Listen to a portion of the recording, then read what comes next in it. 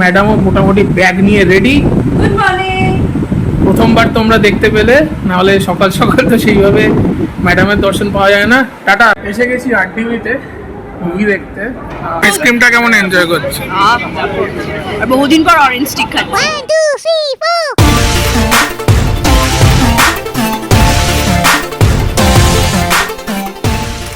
Morning everyone, চলে এলাম একটা নতুন ব্লগ নিয়ে। ওয়েলকাম টু টুইস্টেড বং। 6-7টা মতন বাজে আর এরকম ঘেমে অবস্থা দেখতে পাচ্ছ কেন? কারণ এক্সারসাইজ করছি, দেখে নাও। সো এরপর স্নান করে রেডি হয়ে অফিস যেতে হবে। আর এখানে ম্যাডামও মোটামুটি ব্যাগ নিয়ে রেডি। Good morning. প্রথমবার তোমরা দেখতে পেলে, নাহলে সকাল সকাল তো সেইভাবে ম্যাডামের দর্শন পাওয়া যায় না। টাটা, দেখা হচ্ছে বিকেলবেলা। চলো তাহলে এখন রাখি। দেখতেই পেলে রুবায়া তো বেরিয়ে গেছে, আমি একটু পাখার তলায় বসেছি, একটু রেস্ট নিয়ে এবার স্নান করতে যাব। আর সঙ্গে সঙ্গে ব্রেকফাস্টটা সেরে নিচ্ছি, ছাতুর শরবত। আর এই গরমকালে সকাল সকাল এর থেকে ভালো ব্রেকফাস্ট আমার মাথায় আসে না। চলো আমি এটা খেয়ে নিই, রেডি হয়ে তারপর আবার আসি। রেডি হয়ে গেছি অফিসের জন্য, দেখতে পাচ্ছ। আর আজকে আফটার অফিস আমাদের একটু প্ল্যান আছে। আজকে একটা মুভি দেখতে যাওয়ার প্ল্যান আছে। আর কি বলতো, এই গরমকালে মুভি দেখার নামে একটু সিনেমা হলে গিয়ে একটু এসির হাওয়া খাওয়াটা একটা আলাদা ব্যাপার, আলাদা মজা। জোকস অ্যাপার্ট, মুভিটা খুব ভালো হয়েছে। আর অনেকদিন ধরেই যাওয়ার প্ল্যান হচ্ছিল, যাওয়া হচ্ছে না, আজকে চান্স হলো। তো আফটার অফিস আমার সঙ্গে মিট করবে, দেন আমরা মুভিটা এনজয় করব। তো ব্লগটা দেখতে থাকো। পৌঁছে গেছি, দেখা হচ্ছে আবার বিকেলবেলা। 2000 years later. অফিস থেকে বেরিয়ে আরডিবিতে চলে এসেছি, রুবার জন্য ওয়েট করছি আপাতত। ও আসছে, ততক্ষণে তোমরা একবার দেখে নাও এখানে কি আছে। সেক্টর 5 কলকাতার সবচেয়ে ব্যস্ততম জায়গা।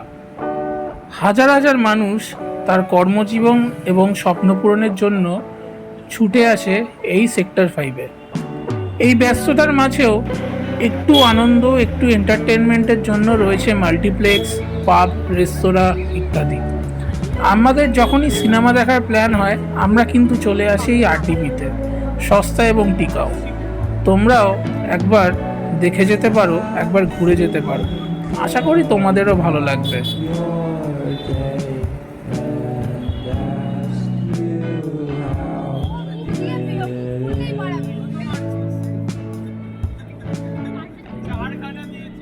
বসো, টাইম আছে তো। এসে গেছি আরটিভিতে মুভি দেখতে। আর আজকে আমরা দেখবো হচ্ছে ময়দান। তুমি কিছু বলবে এতে? এখন কিছু বলার নেই, মুভিটা দেখে তারপর রিভিউ দিচ্ছি। চলো তাহলে মুভিটা দেখে নি, খুব হিট করেছে শুনেছি।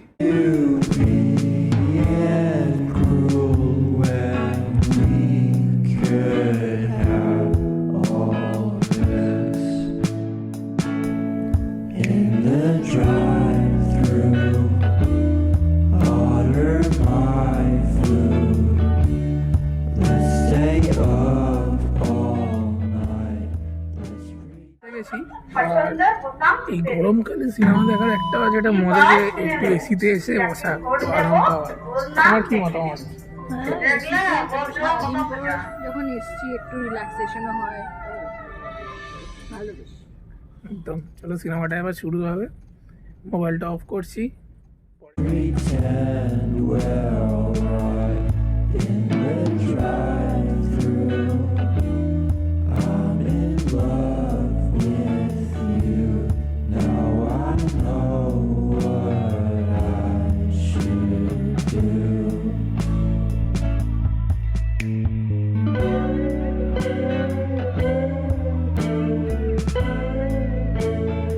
আরডিপি থেকে বেরিয়ে এসেই one of the most happening জায়গা হচ্ছে ওয়াকিং স্ট্রিট, যেখানে আমি এখন ওয়াক করছি। ওয়াকিং স্ট্রিট হচ্ছে পুরোপুরি একটা আড্ডা মারার জায়গা।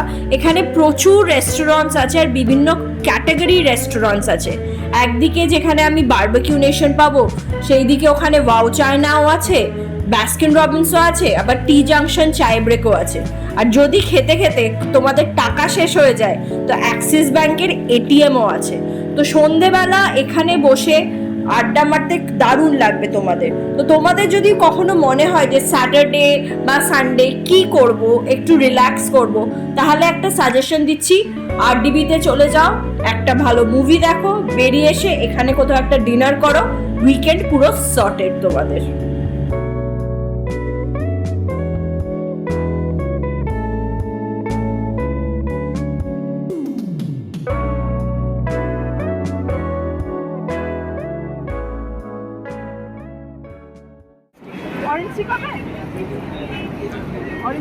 আমি কোন বাটারস্কচ একটা কোনে বাটারস্কচ দাও আর একটা অরেঞ্জ। সিনেমাটা কেমন লাগলো বলো? ভালো, বাট কিছু কিছু জায়গায় আমি শাহরুখের চাকদের কপি পেয়েছি। কিছু কিছু সিনস দেখে পুরো মনে হয় যেন চাকদে থেকে কপি করেছে। তো দেখো, আমি শাহরুখের ফ্যান, আমি তো সব কিছুতে শাহরুখকে রিলেট করবো।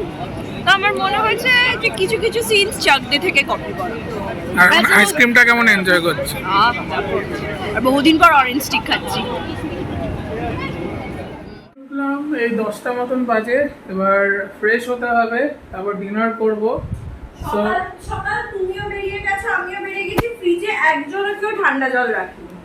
তো এখন রেখে দাও, অসুবিধা কি আছে? এখন তো ঠান্ডা জল বাইরে থেকে এসে গরম লাগছে, ঘাম দিচ্ছে, ঠান্ডা জল নেই ফ্রিজে। আরে আইসক্রিম তো খেয়েছো, একটু ঠান্ডা হয়েছে, এবার রেখে দাও, পুরো ঠান্ডা হয়ে যাবে। যাই হোক, যেটা বলছিলাম সিনেমাটার ব্যাপারে, আমার তো বেশ ভালোই লেগেছে সিনেমাটা। ময়দান সিনেমা বেসিক্যালি সঈদ আব্দুল রহিম, ওনার উপরে বেস করেই সিনেমাটা করা, ওনার বায়োগ্রাফি বলা যায়। So he is the coach যার আন্ডারে ইন্ডিয়া 1962-তে এশিয়ান গেমসে ইন্ডিয়া গোল্ড জেতে। সো